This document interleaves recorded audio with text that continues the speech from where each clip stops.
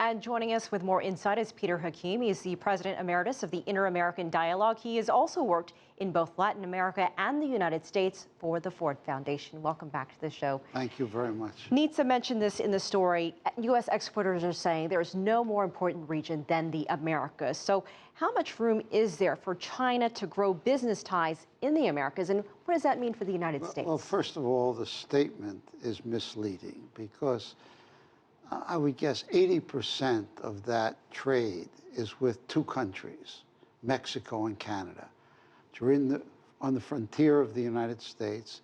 They have very different trade and investment relations. They're very much integrated. It's manufactured in Mexico, gets sent to the United States to be painted, sent back to Mexico to install something. So that's 3/4 of the trade with the Americas. The rest is actually quite small, way under what it should be. For example, with Brazil, one of the biggest countries in the world, the U.S. is trading $80 billion a year, and that's with almost double what it was 10 years ago. So this is a long process. But no, Latin America isn't a big trading partner. It's Mexico and Canada. Want to turn to the Caribbean. Nitsa had mentioned Trinidad and Tobago in her story. We see Chinese investment growing there. I want you to listen to what the manager of Invest Trinidad and Tobago told CCTV. Get your reaction on the other side. We actually have an asphalt lake in Trinidad and Tobago as well, whereas the U.S. was our largest customer. It's now going out to Asia, and to China. Obviously, with their industrial development being so fast-paced over the last 15 years, we found a great customer in China. And so China's sort of interaction with the Caribbean and Latin American region really is natural resources that they get the region to industrialize their country.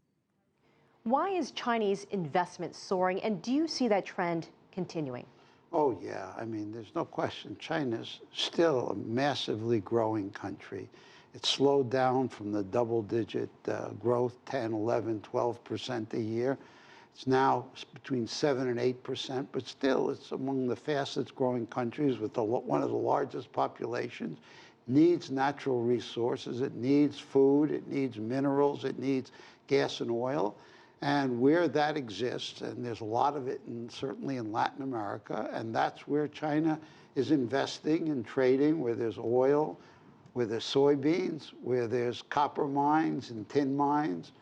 And in Trinidad Tobago, of course, is a huge producer of natural gas. And I think China is looking for places to satisfy needs. I mean, it's a very natural partnership in many ways. But when it comes to investment in the Caribbean, experts point to several challenges, including a small market size.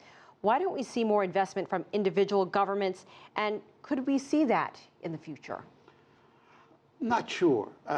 In other words, that China, I presume, is investing not in hotels, not investing to create a bigger market in Trinidad, Tobago, or other Caribbean islands, but rather is investing for exports, to create a greater export capacity, more infrastructure, deeper mines, in Brazil, more soybeans. If you look at the agreement that was made with Brazil, it was made to facilitate the flow of agricultural commodities from the interior to the coast. So China is making these investments. Like I say, it's not to sell cars in Brazil. It's going to make those cars in China. It's investing so that it has easier, less expensive, more efficient access to exports. All right, Peter Hakim, as always, we appreciate your time. Thanks for joining us. Thank you very much.